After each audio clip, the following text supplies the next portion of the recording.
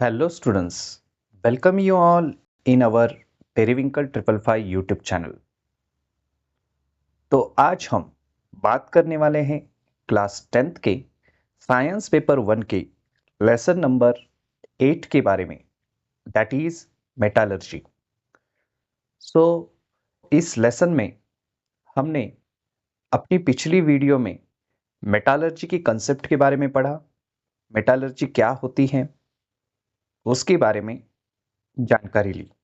तो चलिए बढ़ते हैं अपने नेक्स्ट टॉपिक की ओर। And our next topic is basic principles of metallurgy.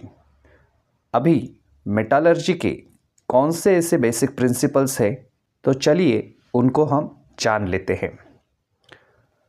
Pure metal is obtained from the ore by the following stages. Pure metal जो रहता है वो अलग अलग स्टेजेस से हमें ऑब्टेन होता है। हमारा पर्पज़ ही यही है मेटालर्जी में कि हमें प्योर मेटल मिले जो कि 100% प्योर हो।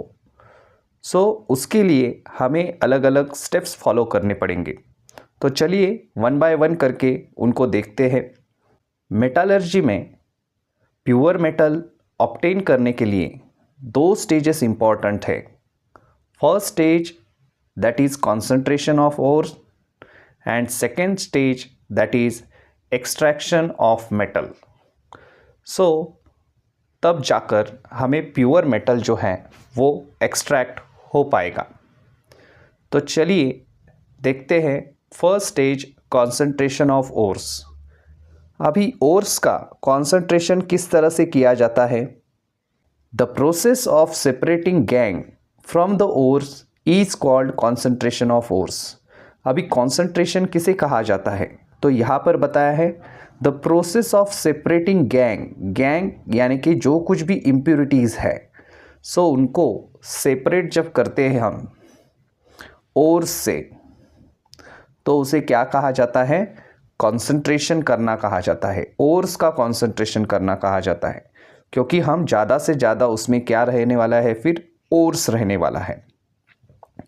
In this process, the concentration of the compound of the desired metal is increased. इस प्रोसेस में क्या किया जाता है? जो भी मेटल हमें चाहिए उस मेटल का कॉन्सेंट्रेशन किया जाता है। Various ways are used for this purpose. अलग अलग तरीकों से ये जो है कॉन्सेंट्रेशन किया जाता है। However, exact way to be used depend upon the physical properties of the metal present in the ores and the gangue. उन्होंने क्या बताया है? लेकिन जो एग्जैक्ट वे है वो किस पर डिपेंड रहता है? फिजिकल प्रॉपर्टीज़ के ऊपर रहता है।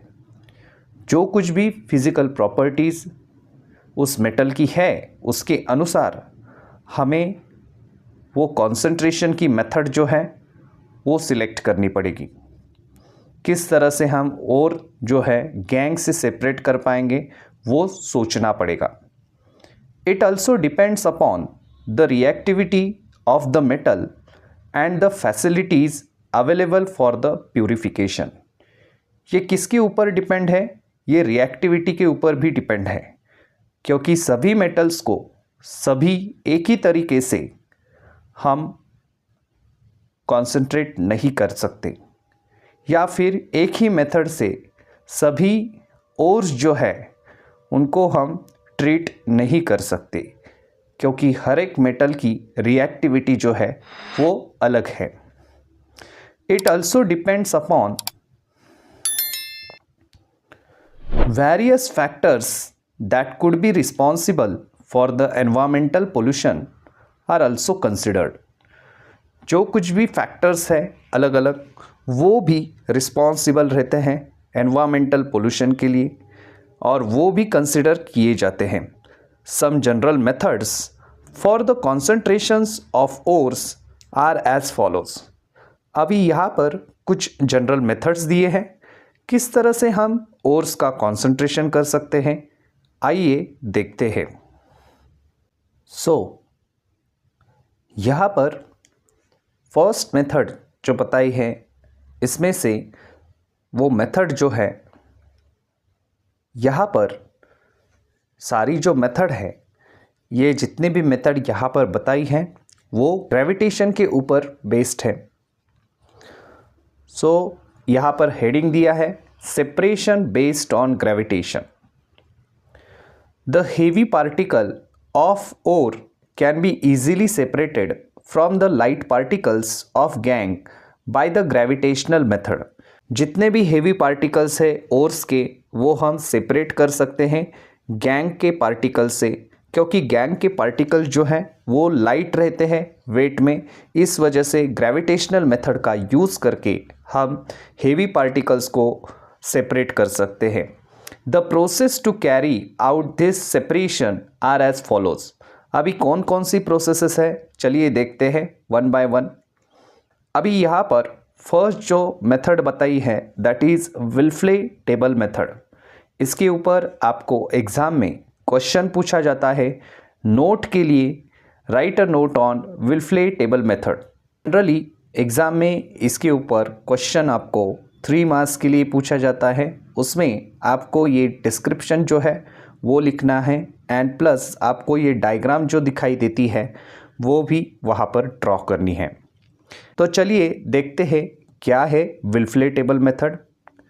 इन this method of separation Wilfley table is made by fixing the narrow and thin wooden riffles on inclined surface। इस मेथड में एक विल्फ्ले टेबल तैयार किया जाता है। इस टेबल को नाम ही दिया है Wilfley table.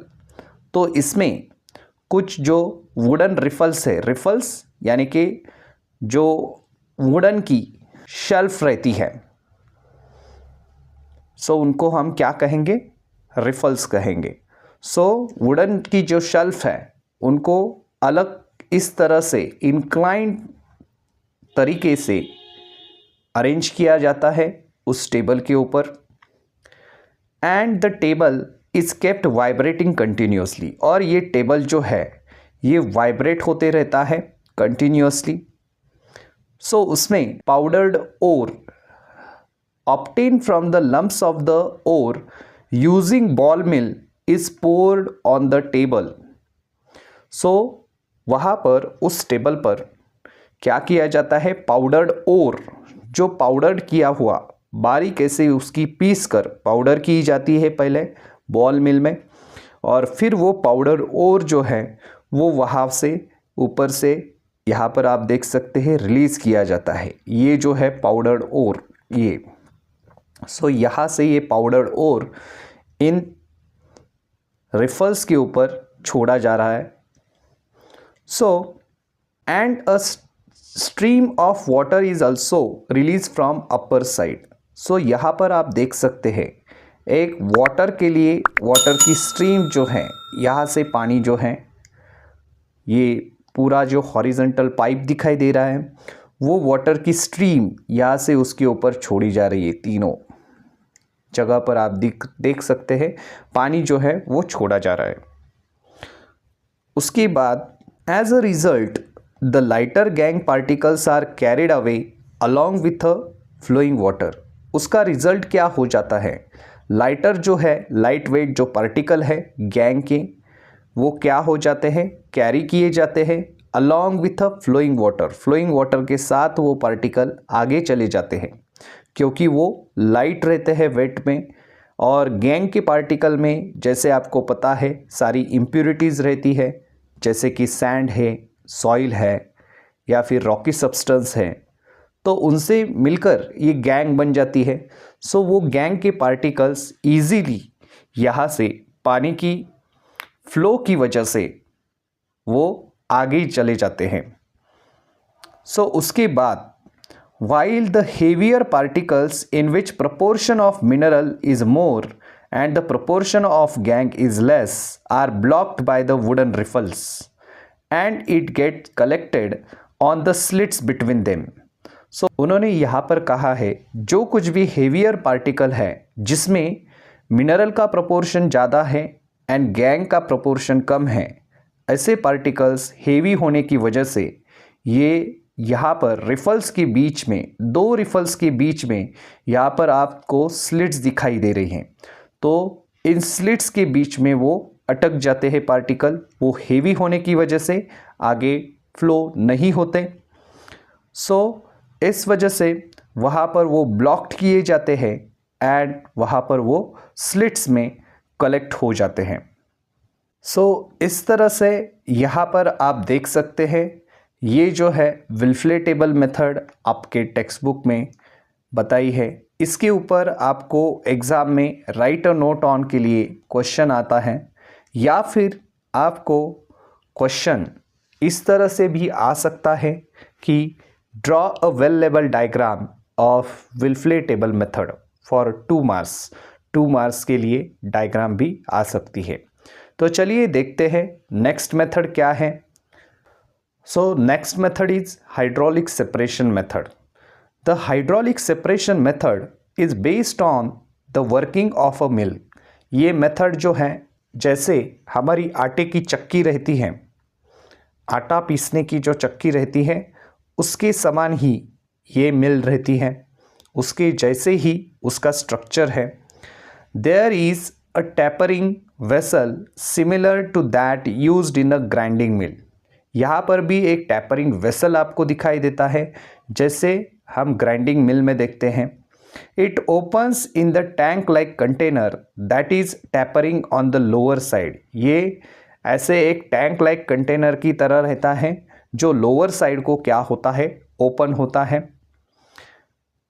The tank has an outlet for the water on the upper side and the water inlet on the lower side.